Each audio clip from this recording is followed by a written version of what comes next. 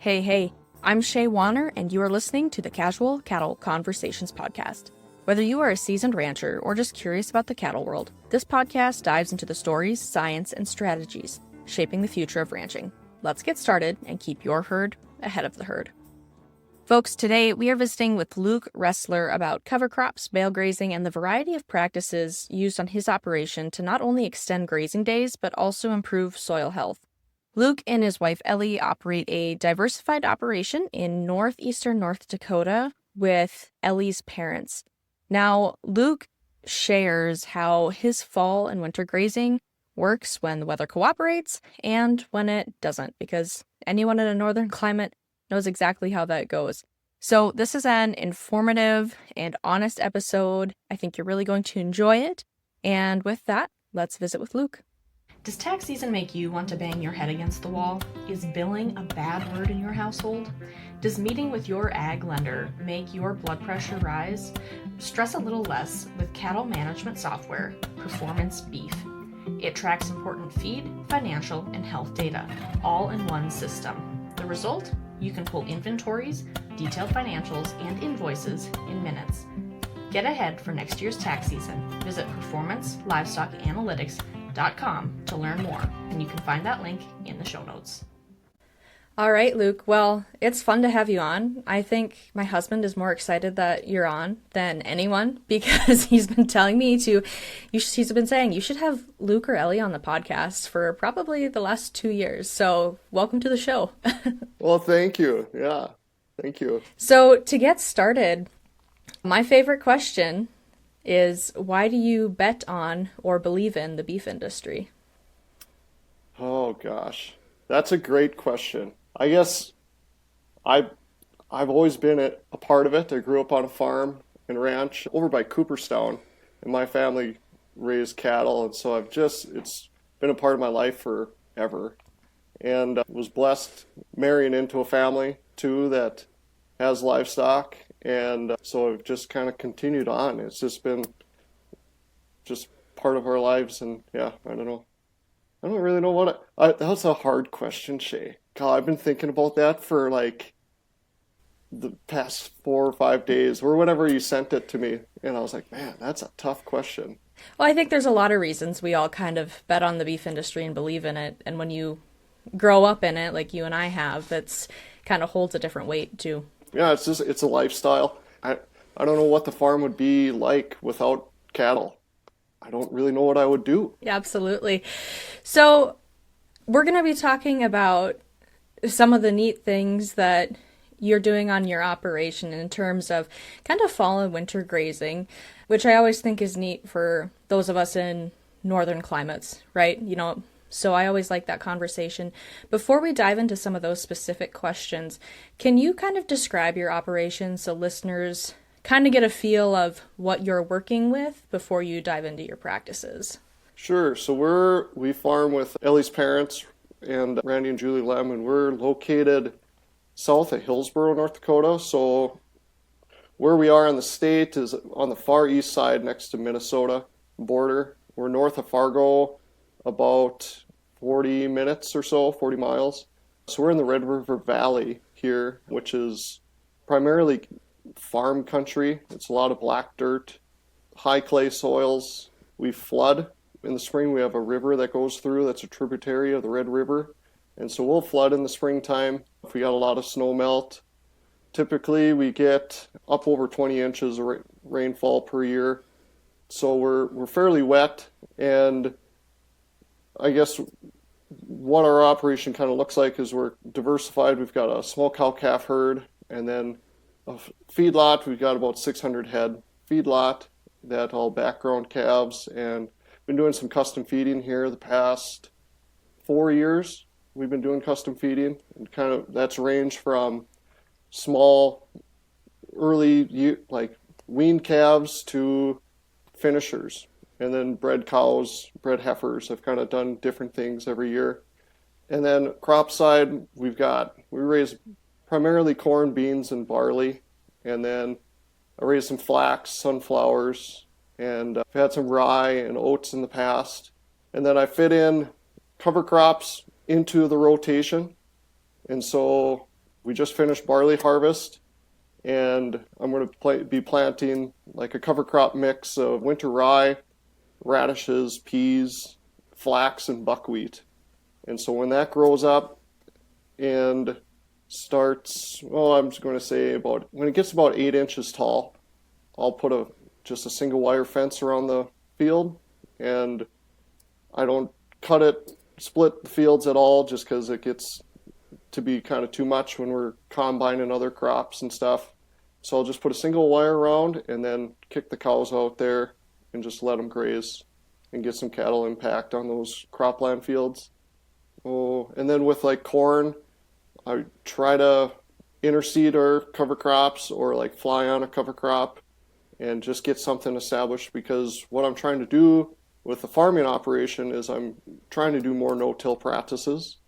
And so I'm using cover crops as a way to use up some of our excess moisture that we have in the springtime. So I'm planting cover crops that will overwinter, such as winter rye, hairy vetch, or some other winter crops that I use.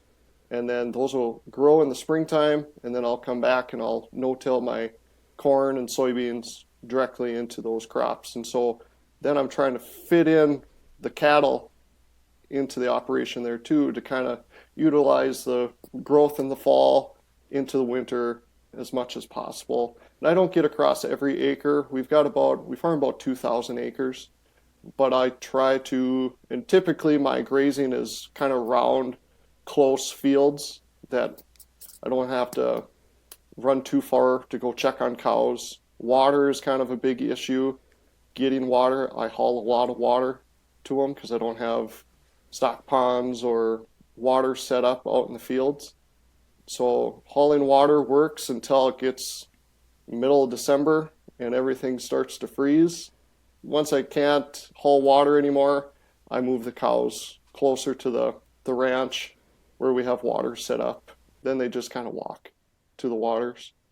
I would love to have more water. It would open up lots of grazing if I had more water set up. And that's kind of a goal for the future, is to get either rural water or drill some wells or something like that just around, just to give us the option. Yeah, I don't know many people who feel like they have enough water for the grazing they want to do. I know Philip and I talk about that a lot too. So for people listening, we are recording this on August 29th, just so you kind of get a little bit of a time frame of when Luke is talking about, he just finished up barley and was working on putting in some more cover crops. So Luke, I know it's obviously year and weather dependent, but you talked about when that cover crop gets up to more about 8 inches is when you can kind of turn cows out. On a typical year, kind of what's your target date for being able to start to graze that? It's usually about 30 days, 30 to 40 days after I plant. I can get them out there sooner. I just don't want to take off too much of that cover crop right away, because you just kind of lose a little bit of growth, and then some root growth, because it's kind of a main goal with the soil health. I want, above biomass is great for the cows, obviously, but I want that root growth going down into the soil, kind of help build aggregates and promote soil health that way. So that's why I kind of wait a little bit, but I guess other timing wise, it's like you said, it depends. It depends on how much moisture we have. We should, going into this year particularly, we've been wet pretty all summer, so we got lots of moisture. We've got good heat, so that cover crop that I'll be getting seeded here today, I'm going to start today seeding. I would assume that will be up and growing, pretty well in the next week. We've got rain forecasted, so it'll be kind of good timing and things like that. Yeah. And how long have you been implementing the cover crop? Well, I'm more focused on the grazing, but I know you're doing it for soil health in general, but how long have you been implementing that? I guess we've been doing it since, kind of more often since 2019 when Elli and I got involved. Randy, he had been doing a little bit, but once Elli and I got involved in the operation in 2019, we kind of really pushed adding more cover crops, doing more experimenting that with them, and trying to get cattle out to graze. He'd graze a lot of just regrowth and then some radishes and things like that in the past. But having all the radishes and turnips and kind of the other cover crops in there, the rye, that's been since 2019. And then growing up in Cooperstown, my family, they had been doing, that's kind of what got me into soil health and got me interested in it. Was my family back home. I remember it was when I was back in high school, like 14 years ago, we were planting radishes and turnips and peas after wheat harvest. And I remember we got a good rain one year. And I remember driving across the field and the turnips were like soccer balls out there. They were huge. And we were just bouncing across the field. I just thought that was awesome. And then we were able to get the cows out, and they were, well, we didn't bring them home until I think Christmas or whenever. It was whenever it snowed enough and the cows kind of quit. They were looking to come home. So we moved them home then. And doing that, I just thought that was so cool to have them out on the fields. Didn't have to feed them hay. And that really got me interested, kind of looking at, well, how can we extend the grazing season further into the winter? And got me interested in soil health, which then led me after college. I was a crop and weed science major, and then I worked for the NDSU soil health department after college at NDSU and worked there for 2 years and just did more research into grazing and cover crops there. And then I took what I learned from NDSU and then implemented that here on our farm. All right. So specifically with the cover crops, I know you just went through and you have a background from it with the operation you grew up on, education, etc., and your in-laws were already doing a little bit of it.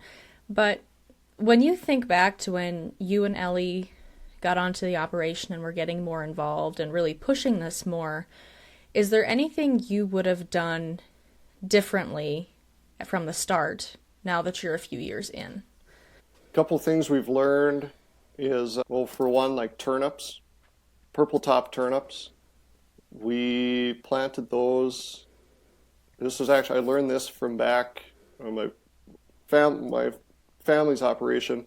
We had those big turnips. Well, they kind of went to seed, or some of the seed didn't germinate that fall, and they germinated the next spring. And then we rotated. Typically, we've gone from wheat or barley to a soybean the next year, or a navy bean, edible bean. And I remember those turnips would not die. They kept germinating throughout the year. And by harvest time, we had big turnips out there, and you're cutting low to the ground. And you want to talk about a mess, combining beans. We were picking up turnips, and they were staying in the navy beans, and it was just a slow process. And so it's one thing, like trying to mix, management-wise, you got to think ahead of okay, what's my next crop going to be?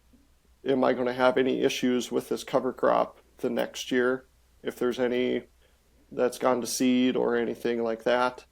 And so that's fields that I know I'm going to go to beans or something, I don't put a purple top turnip in there. And I've just stayed away from that for ever since. And maybe it would be fine, I'm sure other people have good success, but I had that one bad experience.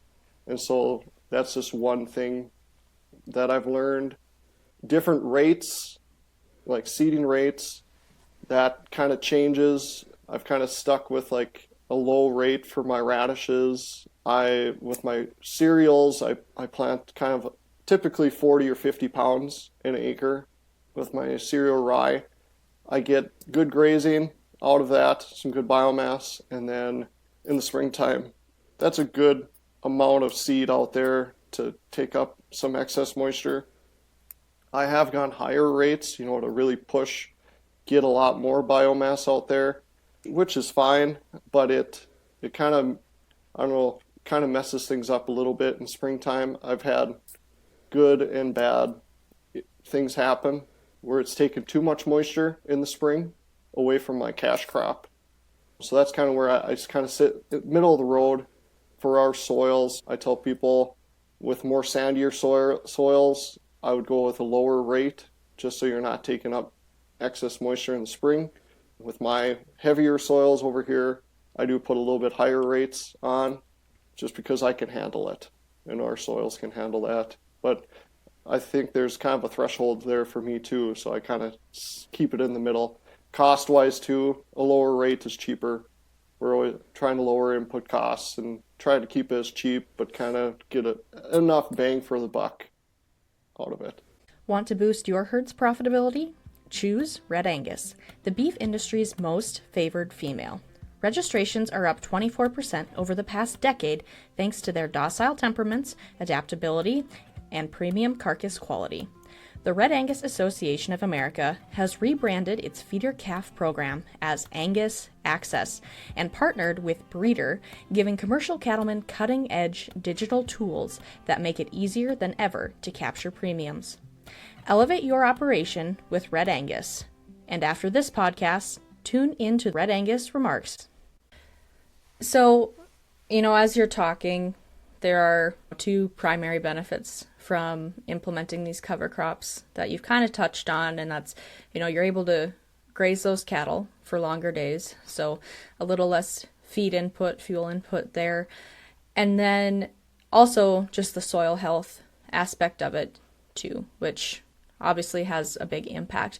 Are there any other benefits that you've seen that you want to talk about, or would you like to touch on either of those two a little more? I'll talk on a little bit more of just those two main, those are my two main ones. Just being able to have them out. Like last year, I had a prevent plant field it was too wet in spring, so I planted a 10 species cover crop mix on it. And I grazed cows on that. It started it was in October when we moved them out there. And I grazed them out there I didn't bring them home till January 1st last year. And granted, we had a pretty open winter last winter. And I was supplementing some hay to them, but it was kind of like every other day I'd bring them some hay. They were mostly interested in going out and picking and grazing. And so having them out there till that January 1st or into January is just awesome. For us, the less hay, the less having to start up a tractor in the winter time, things gelling up, trying to get things warmed up and going. I don't want to be out there in a tractor either. It's just a lot easier to run out with a four-wheeler, check on them, and then get back home and go work on some other things. And the soil health-wise, kind of what I've seen, and I've done some different things, is like it seems to take our ground about 2 years to cycle, like our residue nutrients. And so I've seen benefits. I don't really get the benefit that next year, like nutrient-wise, but then 2 years down the road, I kind of see a bump in our soil tests, and then you can kind of see it in the crop the next year, like 2 years down. It just seems like it just takes a little bit for our biology to get going, to cycle through everything. But yeah, typically about 2 years, like where I've fed, hay or something out on fields, that next year, my crop, it looks like it's struggling because there's a lot of residue or something like that out there. A lot of manure out in strips or in areas. But then 2 years later, you can just see it in that crop, in that spot. You get a yield bump, crop looks a lot healthier, soil looks good, there's worms. So yeah, just those couple things have really been something that I've noticed. With our farm, like I said before, we flood. And that's kind of too why we have kind of implemented more of the no-till practices and cover crops. Is not only get a lot of wind erosion here, we get the water erosion. And like after the fields flood, we'll have whole quarters go underwater because we're so flat. And it you go out there and you could see that soil washing effect out there with this ground, with our land prices being so high. I want to try to protect the soil, and so that's where I'm trying to keep more residue out there, adding the cover crops so I have a living root, something growing, keeping the soil in place, and just being able to get the cattle out there is just an added benefit that they get to utilize that growing root and high quality forage later on into the season. And two, our operation, we're kind of different up here, is we switched our cow-calf operation to fall calving. So we're actually calving right now too. And the reason I did that was we calved before in the early spring, so March, April, and I'd be still snowy, still cold, it's wet, and we'd have them up in the lot and calving. It just didn't really like doing that. There was a lot of work. And then we pushed them back to May, and then we flood, and we'd have calves out. It'd flood overnight, and you'd have newborn calves in belly deep water. That just wasn't working. It's muddy, so we'd still have them. The feedlot's up on higher ground, so we'd still have them in the feedlot, even though we're in the spring. And you want them out on grass. And so we're like, well, it's 80 degrees, sunny, dry in the fall, and let's try it there. And so we pushed them back to fall, and we've had really good luck with it. The cows are in good shape. They've been grazing all summer, walking around, so we've hardly had any calving issues. Calves are like these ones, they're all 70 to 80 pounds. They get up and suck right away. We do have some flies, but those calves, when it's this dry, they dry off so quick. And we have had some fly issues in the past with navels and things, but we try to get in and squirt the navel with some iodine, and then we tag them. And that's about all we do with those calves. So the cover crops, back to the cover crops and fall grazing. So we breed in November. So November 15th is when I kick out bulls. And so we're kind of shooting for that mid-August calving date. So you're trying to get those cows to be gaining weight, have their calf on their side. I want something high protein, good forage out there for them. So being able to graze covers in the fall has really helped. I've noticed with the cows that, like our cow herd that I've got out grazing, getting those cows pregnant that's worked pretty well. We've had, just a handful that come up hoping or whatever. But overall, we're pretty happy with our pregnancy rates. And then I've had where I don't have cattle out grazing on those cover crops. I'm, supplementing some feed and stuff like that. Conception rates haven't been quite where I want them to be. Everything's going to be out on covers this fall in November. Hopefully we don't have a foot of snow. Who knows what Mother Nature will do. Then I'll throw a monkey wrench into everything, but then you just adjust. But ideally, if I got them out there, I usually have I pull the bull, it's 45 days. And so January 1st, I'll pull the bull. Typically we're moving cows home. We'll just pull the bull off at that time. And we've been having pretty good luck with that. I grew up fall and spring calving. Then my parents switched over completely to fall. And I miss it, especially when it's the end of March or into April and there's a blizzard or whatever it may be. So there's pros and cons to it. And the breeding season can be challenging when it's cold like that. But it sounds like you've got things figured out and are working there. But you kind of already transitioned into, hopefully it doesn't snow the beginning of November. And that's kind of what I want to talk about too, because the last 2 winters have been more open, but the winter before that was anything but open. So what is kind of your backup plan if you can't graze as long as you wanted to? Because like you said, in North Dakota, it can snow on Halloween if it wants to, or whenever, and we don't know if it's going to stay or not. And typically it can snow. The snow is fine. It's if we get ice. Well, that was 2 years ago, or was that even last year? a couple years ago, we had a big ice storm come through, and that cows can dig down, they can dig through pretty good amount of snow and find those covers. But it's when it rains and freezes, they don't like going through ice. And so that's where I start supplementing with some hay. And then I'll have some bales set out. I'll move them home and I'll move them on to bale grazing after that, if they can't be grazing out on the fields. But the ice, that's not only a problem with like them not being able to graze, it's a fence problem. So I use like a poly wire fence around all my fields. It's just a braided rope, and that ice can just hang on that fence, and so we'd have to go around and bust all the ice off of the wire, otherwise the cows will be out. So typically if you keep feed out in front of them, they're happy, but if they start having to go look for things, that's when they get out. And luckily late into the year, at that time most everything's off typically, but they can get out and make some problems. I don't want them out in the neighbor's sugar beets for sure. Otherwise, I've got, like when I move them home, I bale graze on over the winter out on pasture.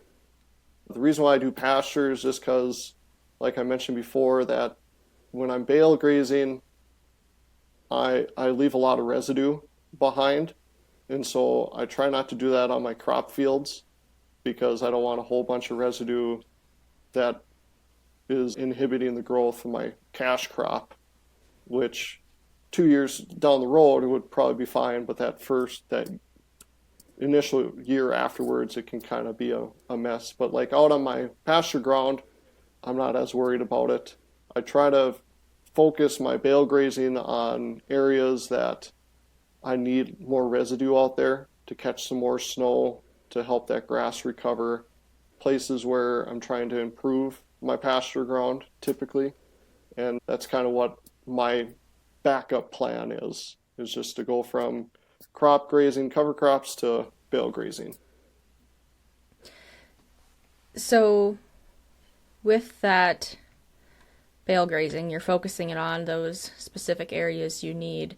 I'm curious, with the cows, was there almost like a learning curve where they had to learn to bale graze and clean up after themselves? And then did that sort some maybe harder doing cows off? What was kind of your experience there with training the cows to bale graze, clean up, and maybe not leave so much? So I kind of transition them from, like, I'll supplement hay out to them for a while out on the fields where they're grazing the cover crops, so they get used to eating hay. And then when we move them home, we had some cows that, like, they'll fall behind, and so those are the ones that you end up calling. If they can't keep up, we call those ones. But overall, they've done pretty well. I've had to call a few of them, and I'm not, like I said, it depends on the bale that I'm feeding. If I'm feeding good alfalfa, they'll lick that up. But if I'm feeding some, rougher grass, hay, they'll pick through it and leave some. But I'm not really all that concerned about them cleaning it all up. I want that out on my pasture. I want that residue out there, and that's kind of my main goal with that. So if they're wasting some more, in some people's eyes, in my eyes, I'm feeding my soil there. The next year, like, it's kind of cool. You can look at our, like, Google Maps. You can see our bale grazing on Google Maps, and you can see from 1 year, like, all the rings, and then later on that they'll come out with the next image. It'll be later on in the fall, and you could just see dark circles where those bales were. And kind of what I've seen here is I've had, like, in the springtime, it's kind of weedy, it's kind of a mess, whatnot. It'll kind of be kind of weedy that first graze through when I come back through that paddock. But then come that fall, there's a lot more grass coming up through there. There's still weeds there, typically like thistles or like lamb's quarter, whatever, broadleaf weed. But I do have fresh new grass coming underneath. And then by that next spring, I've got more grass growth in those areas that's more lush. Then the next year after that, it's a really nice grassy area. And during the summer, I'm limited to how much pasture land we have here in the valley. We've got about 160 acres around the ranch up along the river that I graze. And so I move cows every day to every other day in the summer just to kind of maximize.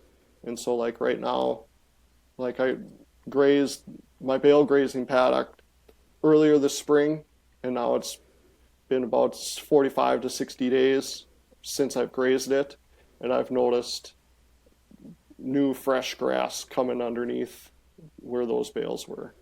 Mm-hmm. So next year, it's a long process. You got to be patient when you're improving these things. They don't improve overnight. I guess the quickest way would be to go dig everything up and reseed and put a whole new planting out there if you really want to make it quick. But like if you're slowly trying to improve areas over time, it's a long game anyways. You got to be patient. But it's kind of fun coming back to those areas. Like every year is different and it changes, and it's just slow improvements, and it's just kind of cool to see. I'm sure it is. So, Luke, is there anything else, either related to the cover crop or the bale grazing aspect, that we haven't touched on that you think is important to share? I guess with my bale grazing, I don't always have like bales already set up and ready for those cows to go and eat. I've done kind of like an adaptive bale grazing where I'll want to focus on a certain area. So I'll go and I'll load up a couple loads of hay and set up bales, let's say for 2-week time. Say I went to ranching for profit school, and I didn't want to have people back home running the farm have to worry about those cows to go out and feed, mix up feed or whatever, mm-hmm. to go feed them. So I wanted to feed those cows for 2 weeks. So I went and I hauled enough hay out there for them for 2 weeks in a certain area where I wanted, like, had them up in trees. I was like, okay, if we have a blizzard, I want them to be able to have some wind protection, things like that. So I went and I set up bales in an area for 2 weeks. People didn't have to worry about them. I could go to ranching for profit school and not have to worry about people, the cows back home. I knew the cows were fed. And I do a mix of alfalfa and then like a grass, a blend of, like I'll put some alfalfa bales out there for some extra protein, and I'll have some rougher hay, ditch hay, and then like some grass alfalfa hay. I kind of blend it all so the cows can pick and choose what they want to fit their needs. They obviously go for the best hay right away, but then they'll go and they'll balance their guts out on the other hay. That's kind of really why I want to do more bale grazing with the cows, because also in the winter I'm focused on up in the feedlot. I'm feeding up there, custom feeding, already running the tractor for them. I don't want to have to worry about my cow herd out in the pasture and having to bring them feed, drive another mile or so to get around the river, and just where our pasture is, where the cows are, it adds more time hauling feed out there with a feed wagon. If I just have bales set up and ready for them in certain spots, it's just a lot less work for me, and I can focus on the animals, making sure they're fed on time up in the feedlot and moving snow, things like that up there. So it's a time and just labor thing is why I do the bale grazing. And the calves have done really well. They learn how to graze. That's one cool thing too about grazing cover crops and then the bale grazing. Those calves are learning how to graze from those cows. Cows are teaching them.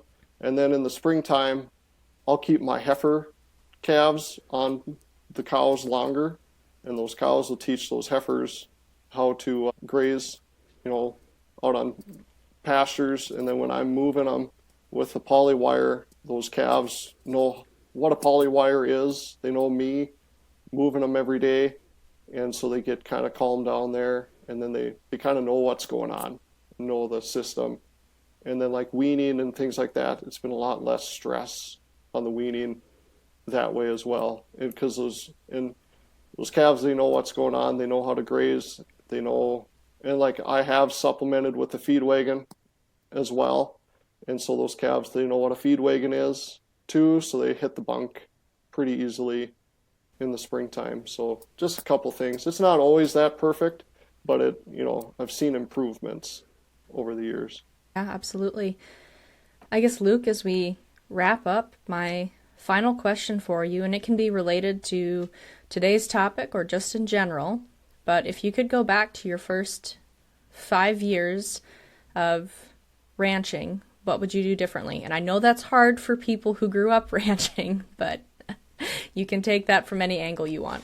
So every year, it's hard to say what I would do differently in the past 5 years, because I've done something different every year. And so I've learned something different. I'm always changing things up and trying to figure out what works best for our operation, for us. And that changes year to year. It just depends. Like family-wise, having a child, that changes things. Want to have them more involved and be around them more, and then just transitioning the farm too. So we're in the middle of that, and so we're trying to figure out, the future for Elli and I, what we want to be doing from what we've done in the past. And so yeah, I'm always changing things. I'm always trying different things. So it's hard to say what I would do differently. I think that's a fair answer. Well, Luke, thank you for taking time out of your morning. I know you're busy, but I appreciate the time and conversation today, and I know my listeners will too. For those of you out there listening, I will link Luke and Elli's website in the show notes.